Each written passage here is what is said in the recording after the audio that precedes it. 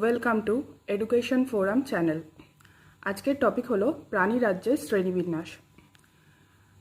সমস্ত অকোষীয় এবং কোষীয় জীবকে একসাথে প্রাণী বলা হয়। প্রাণী জগৎ উপরাজ্য প্রোটোজোয়া এবং রাজ্য অ্যানিম্যালিয়া অর মেটাজোয়ার অন্তর্গত। এক কথায় বলা যায়, রাজ্য অ্যানিম্যালিয়ার অন্তর্গত সমস্ত জীবই হচ্ছে জীব প্রাণী জগতের অন্তর্ভুক্ত। পৃথিবীর সমস্ত মেটাজোয়া জীবকে দুটো ভাগে ভাগ করতে পারি। Number 1 Chordata, number 2 অকর্ডাটা। করডাটা প্রাণীদের প্রথম এবং প্রধান বৈশিষ্ট্য হলো নোটোকর্ড বর্তমান থাকবে। নোটোকর্ড ছাড়া যে সমস্ত প্রাণী তারা হচ্ছে অকর্ডাটা। প্রত্যেকটা প্রাণীকে কয়েকটা পর্বে ভাগ করা যায়। সেই পর্বগুলোকে আবার উপপর্ব, বিভাগ, অধিশ্রেণী, শ্রেণীতে ভাগ করতে পারি। পর্বগুলো হলো Porifera, Cnidaria, Ctenophora, Platyhelminthes, Annelida, Arthropoda, Echinodermata, Hemichordata, Chordata, Mollusca, Nematoda. এবারে দেখব উপরাজ্য প্রোটোজোয়ার বৈশিষ্ট্য। প্রোটোজোয়া হচ্ছে অকোষীয় প্রাণী। এদের কোষ ইউক্যারিওটিক প্রকৃতির, অর্থাৎ উন্নত প্রকৃতির কোষ। আনুবীক্ষণিক, গমনাঙ্গ ক্ষণপদ অর সিউডোপোডিয়া, সিলিয়া বা ফ্লাজেলা। পুষ্টি পদ্ধতি হচ্ছে পরভোজী, মৃতভোজী বা স্বভোজী। অ্যামিবা, প্লাজমোডিয়াম হচ্ছে এই উপরাজ্য প্রোটোজোয়ার প্রাণীদের উদাহরণ। নেক্সট পর্ব পরিফেরা। পোরাস কথার অর্থ হচ্ছে ছিদ্র, অর্থাৎ ছিদ্রালো প্রাণীদের আমরা পরিফেরা পর্বের অন্তর্ভুক্ত করতে পারি। এরা বহুকোষী, কলাবিহীন, কলা থাকে না। সারা দেহে অসংখ্য ছোট ছোট ছিদ্র দেখা যায়, যাকে অস্টিয়া বলা হয়, এবং এই প্রাণীদের দেহের সামনের দিকে একটা বড় ছিদ্র থাকে, যাকে অস্কিউলাম বলা হয়। ছোট ছোট যে ছিদ্র, যাকে অস্টিয়া বলছি, সেই অস্টিয়া দিয়ে জল দেহে প্রবেশ করছে, নালিকাতন্ত্র দিয়ে প্রবাহিত হচ্ছে, হয়ে অস্কিউলাম ছিদ্র পথে, অস্কিউলাম হচ্ছে দেহের সম্মুখভাগে যে বড় ছিদ্র, সেই অস্কিউলাম ছিদ্র পথে বাইরে বেরিয়ে যাচ্ছে। এইভাবে পরিফেরা পর্বের প্রাণীদের দেহে জল সংবাহিত হয়। এদের দেহ দুটো কোষস্তর নিয়ে তৈরি, বহিস্তর বা পিনাকোডার্ম, অন্তঃস্তর বা কোয়ানোডার্ম। দেহ নরম।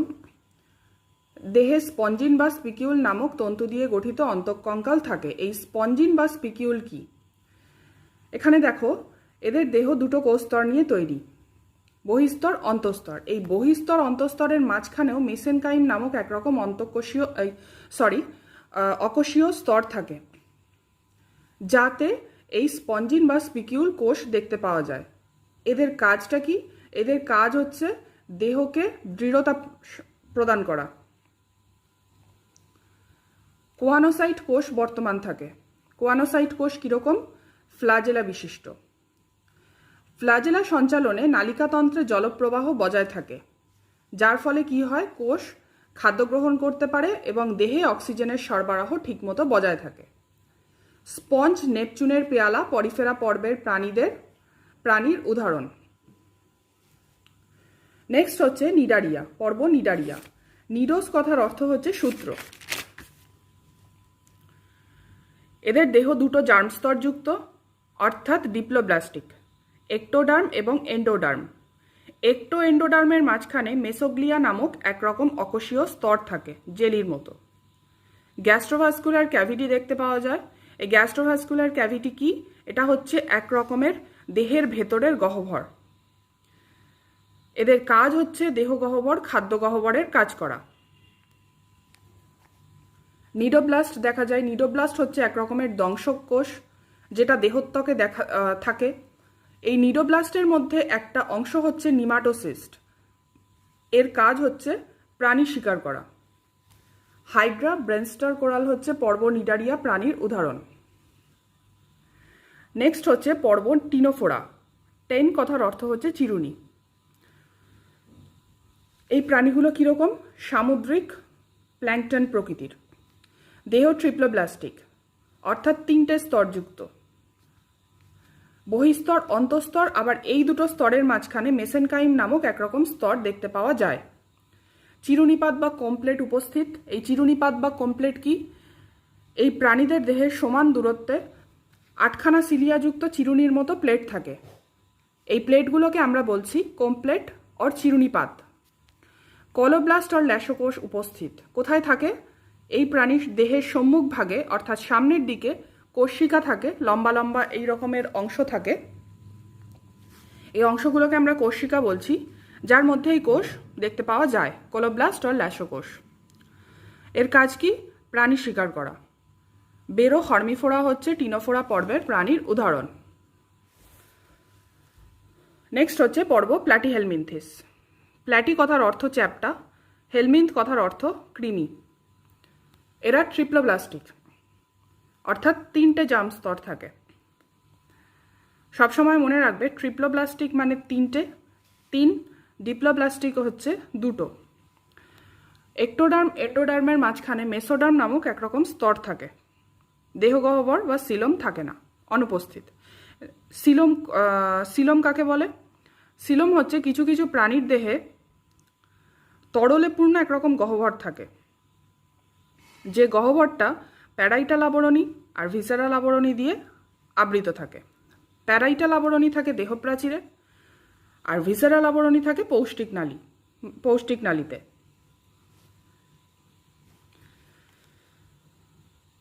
যে সমস্ত প্রাণীর দেহে তরলে পূর্ণ গহ্বর এই প্যারাইটাল আর ভিসেরাল আবরণী দিয়ে আবৃত থাকে, তাকে আমরা বলছি সিলোম। রেচনাঙ্গ কি? রেচনাঙ্গ ফ্লেম কোষ বা শিখাকোষ, উভলিঙ্গ। পরজীবী হওয়ার জন্য এদের দেহে হুক চোষক থাকে। এই হুক চোষকের কাজ কি?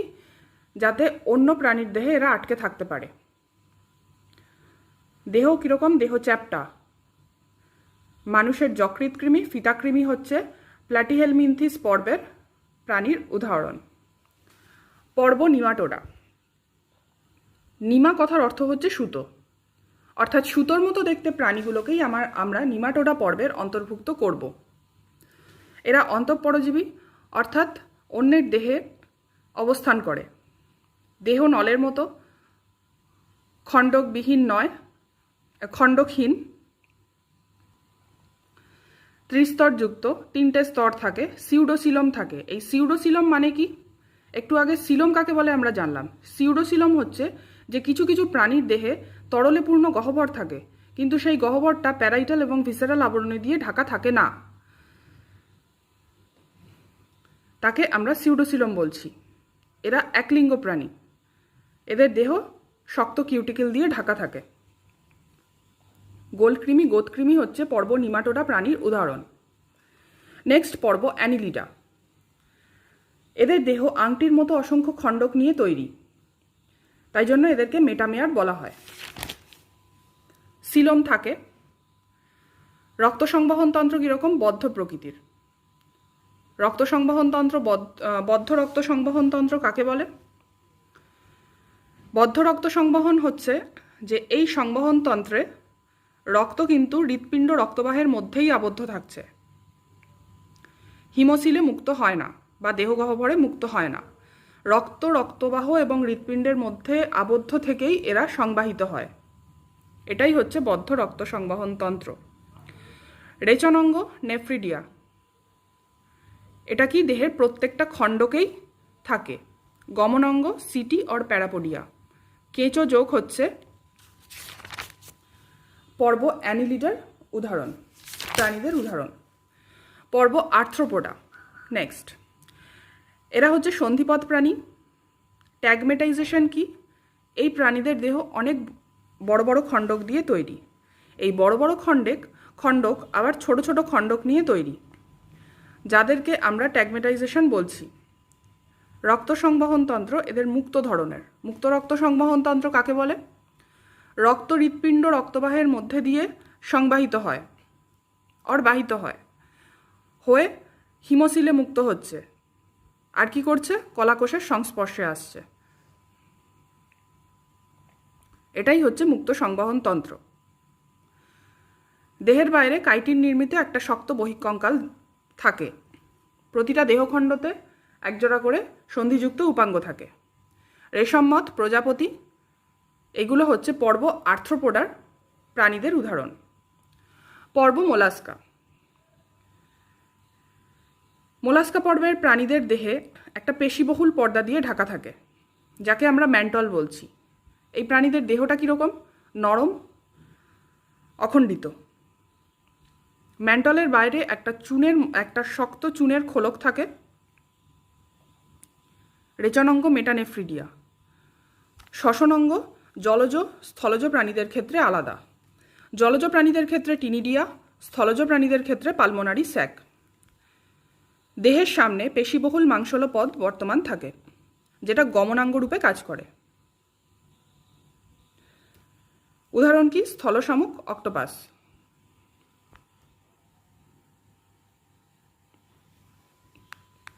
নেক্সট পর্ব একাইনোডার্মাটা। এদেরকে আমরা কণ্টকত্বকী প্রাণী বলছি। কেন কণ্টকত্বকী প্রাণী বলছি? কারণ দেহের বাইরে কাঁটা এবং অসিকল থাকে। কাঁটা কীরকম? চুন দিয়ে তৈরি। দেহটা দুভাগে বিভক্ত, ওরাল এবং অ্যাবোরাল। গমনাঙ্গ নালীপদ বা পোডিয়া। এদের দেহের সমদূরত্বে অবস্থিত 5টা অ্যাম্বুল্যাক্রা বা খাঁজ থাকে। তারা মাছ, সমুদ্র শসা হচ্ছে একাইনোডার্মাটা পর্বের প্রাণীর উদাহরণ। নেক্সট পর্ব হেমিকর্ডাটা। হেমিকর্ডাটা পর্বের প্রাণীদের দেহকে আমরা 3টে ভাগে ভাগ করতে পারি: প্রোসোম অর প্রোবোসিস, মেসোসোম বা কলার, নাম্বার 3 মেটাসোম বা দেহকাণ্ড। এদের দেহে নোটোকর্ড থাকে না। মুখ বিবর থেকে প্রোবোসিস পর্যন্ত একটা বিশেষ গঠন দেখতে পাওয়া যায় এদের শরীরে, যাকে আমরা স্টোমোকর্ড বা বাক্কাল ডাইভার্টিকুলাম বলে থাকি। ব্যারানোগ্লসাস, স্যাকোগ্লসাস হচ্ছে পর্ব হেমিকর্ডাটার প্রাণীদের উদাহরণ। নেক্সট পর্ব কর্ডাটা। কর্ডাটা পর্বের প্রথম এবং প্রধান বৈশিষ্ট্য হচ্ছে নোটোকর্ড বর্তমান থাকবে। জীবনের কোনো না কোনো দশায় গলবিলের দুপাশে গলবিলীয় ফুলকা ছিদ্র থাকে। নার্ভ কর্ড বর্তমান থাকে। এই নার্ভ কর্ড কোথায় থাকে? নোটোকর্ডের পৃষ্ঠদেশে দেহের দৈর্ঘ্য বরাবর অবস্থান করে। কাতলা মাছ, কুনোব্যাং হচ্ছে পর্ব কর্ডাটা প্রাণীর উদাহরণ। নেক্সট চলে যাব ভার্টিব্রাটা শ্রেণীবিন্যাসে। অকর্ডাটা প্রাণীর শ্রেণীবিন্যাস হয়ে গেল, শেষ। নেক্সট আসছি ভার্টিব্রাটা শ্রেণীবিন্যাস। দেখো, ভার্টিব্রাটা বা কর্ডেটসকে আমরা অধিশ্রেণীকে আবার কয়েকটা শ্রেণীতে ভাগ করা যায়। ভার্টিব্রাটার অধিশ্রেণী কটা? 2টো, অ্যাগনাথা, নাথোস্টোমাটা। অ্যাগনাথার শ্রেণী কটা? 1টা, সাইক্লোস্টোমাটা। ন্যাথোস্টোমাটাকে আমরা 6টা শ্রেণীতে ভাগ করতে পারি। এই 6টা শ্রেণী কি কি? কন্ড্রোইকথিস, অস্টিকথিস, অ্যামফিবিয়া, রেপটিলিয়া, অ্যাভিস, ম্যামেলিয়া। খুব ভালো করে খেয়াল করবে, ভার্টিব্রাটার অধিশ্রেণী কটা জিজ্ঞাসা করলে তখন তোমাদের উত্তর দিতে হবে 2টো, অ্যাগনাথা, নাথোস্টোমাটা। অ্যাগনাথার শ্রেণী হচ্ছে 1টা, সাইক্লোস্টোমাটা। ন্যাথোস্টোমাটার শ্রেণী হচ্ছে 6টা, কন্ড্রোইকথিস, অস্টিকথিস, অ্যামফিবিয়া, রেপটিলিয়া, অ্যাভিস, ম্যামেলিয়া। অধিশ্রেণী অ্যাগনাথার বৈশিষ্ট্য কি? এদের নাসারন্ধ্র থাকে, চোয়াল যুগ্ম উপাঙ্গ অনুপস্থিত। অধিশ্রেণী ন্যাথোস্টোমাটার উদাহরণ কি? চোয়াল আছে, কঙ্কালতন্ত্র অস্থি নির্মিত, যুগ্ম পাখনা বর্তমান, অর্থাৎ চোয়াল যুগ্ম পাখনা বর্তমান থাকে। উদাহরণ কি? সাপ আর বানর। এবার অধিশ্রেণী অ্যাগনাথার শ্রেণীতে চলে আসছি, সাইক্লোস্টোমাটা। দেখো,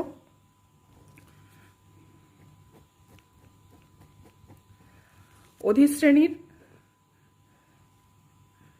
শ্রেণী হচ্ছে সাইক্লোস্টোমাটা। এদের বৈশিষ্ট্য কি? মুখছিদ্র গোলক, চোষক প্রকৃতির, দেহ দীর্ঘ বেলনাকার, চোয়াল আঁশ থাকে না, দেহ কঙ্কাল তরুণাস্থি দিয়ে তৈরি, ত্বক কীরকম? মসৃণ, আঁশ থাকে না, শ্লেষ্ম গ্রন্থিযুক্ত, যুগ্ম পাখনা থাকে না। হ্যাগফিশ, ল্যাম্প্রে হচ্ছে সাইক্লোস্টোমাটা প্রাণীদের উদাহরণ। শ্রেণী কন্ড্রোইকথিস, এটা হচ্ছে অধিশ্রেণীর শ্রেণী, অধিশ্রেণী ন্যাথোস্টোমাটার শ্রেণী। এর বৈশিষ্ট্য কি? এরা প্রথমত সামুদ্রিক প্রাণী। মাছগুলোর অন্তঃকঙ্কাল তরুণাস্থি দিয়ে তৈরি। সারা দেহ প্ল্যাকয়েড আঁশ দিয়ে ঢাকা থাকে, ত্বক শক্ত, কানকো ফুলকা থাকে না। মাথার দুপাশে 5 থেকে 7 জোড়া ফুলকা ছিদ্র থাকে, যেটা আলাদাভাবে বাইরে মুক্ত থাকে। উদাহরণ কি? হাঙর, ইলেকট্রিক রে। শ্রেণীর মধ্যে ন্যাথোস্টোমাটার শ্রেণী আমরা এবার আলোচনা করছি। ন্যাথোস্টোমাটার শ্রেণী কন্ড্রিকথিস থেকে শুরু হচ্ছে, এবার আমরা ন্যাথোস্টোমাটার শ্রেণী সম্পর্কে আলোচনা করছি। শ্রেণী অস্টিকথিস। এরা হচ্ছে মাছগুলোর অন্তঃকঙ্কাল অস্থি দিয়ে তৈরি। কানকো, ফুলকা, পটকা সবই উপস্থিত থাকে। এদের নিষেক পদ্ধতি বাইরে ঘটে। জোড় বিজোড় রশ্মিযুক্ত পাখনা থাকে। দেহত্বকে বড় বড় গ্যানয়েড, টিনয়েড, সাইক্লয়েড আঁশ থাকে। রুই কাতলা হচ্ছে এই শ্রেণী অস্টিকথিসের প্রাণীদের উদাহরণ। শ্রেণী অ্যামফিবিয়া। ত্বক কীরকম? সিক্ত বা ভেজা, নগ্ন গ্রন্থিযুক্ত। শীতল রক্তের প্রাণী অর্থাৎ ঠান্ডা রক্তের প্রাণী। এদেরকে অ্যামফিবিয়া কেন বলা হয়? কারণ এদের লার্ভা অবস্থা জলে কাটে, পূর্ণাঙ্গ অবস্থা স্থলে কাটে, সেই জন্য এদেরকে উভচর প্রাণী অর অ্যামফিবিয়া বলা হয়।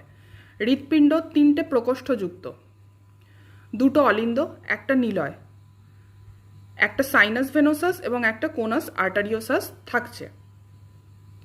করোটি স্নায়ু 10 জোড়া। পা হচ্ছে 2 জোড়া। সামনের পায়ে 4টে আঙুল থাকে এবং পেছনের পায়ে 5টা করে নখ ছাড়া আঙুল থাকে। শ্বসন অঙ্গ পূর্ণাঙ্গ দশায় একরকম, লার্ভা দশায় আর এক রকম। পূর্ণাঙ্গ দশায় হচ্ছে ফুসফুস, লার্ভা দশায় হচ্ছে ফুলকা। উদাহরণ কুনো ব্যাঙ, সোনা ব্যাঙ ইত্যাদি। শ্রেণী সরীসৃপ। স্থলজ, শীতল রক্তের প্রাণী। দেহ একটা বিশেষ আঁশ দিয়ে ঢাকা থাকে যাকে আমরা এপিডার্মাল আঁশ বলছি। লেজ থাকে। শ্বাসঅঙ্গ ফুসফুস। হৃৎপিণ্ড 2টো অলিন্দ, একটা নিলয় যেটা অসম্পূর্ণভাবে বিভক্ত থাকে, সম্পূর্ণভাবে বিভক্ত নয়। একটা সাইনাস ভেনোসাস থাকে। তাহলে হৃৎপিণ্ড কি কি নিয়ে গঠিত? হৃৎপিণ্ড হচ্ছে 2টো অলিন্দ, একটা অসম্পূর্ণভাবে বিভক্ত নিলয় আর একটা সাইনাস ভেনোসাস নিয়ে তৈরি। করোটি স্নায়ু হচ্ছে 12 জোড়া। খুব ভালো করে খেয়াল করবে, উভচর প্রাণীদের করোটি স্নায়ু 10 জোড়া, সরীসৃপের করোটি স্নায়ু 12 জোড়া। উদাহরণ কি? গিরগিটি, সাপ। শ্রেণী অ্যাভিস।